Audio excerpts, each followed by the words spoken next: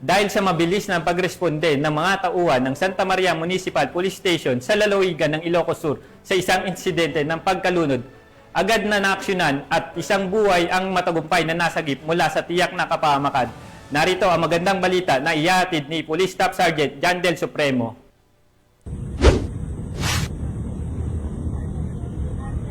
Alas 12:30 ng hapon noong Agosto 3, 2025, nakatanggap ang Santa Maria PNP ng tawag tungkol sa isang insidente ng pagkalunod sa Nalbo Beach, Santa Maria, Ilocos Sur.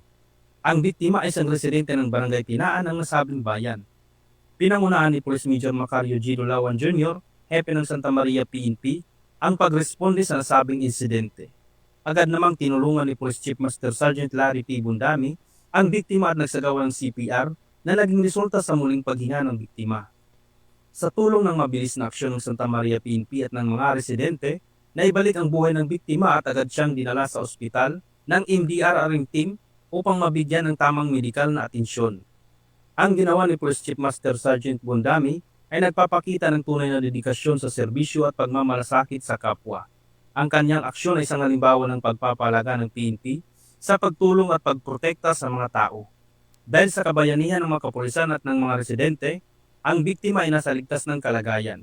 Isang patunay ito ng matibay na relasyon ng pulisya at komunidad na sa oras ng pangangailangan, sila ay laging handa at nagtutulungan.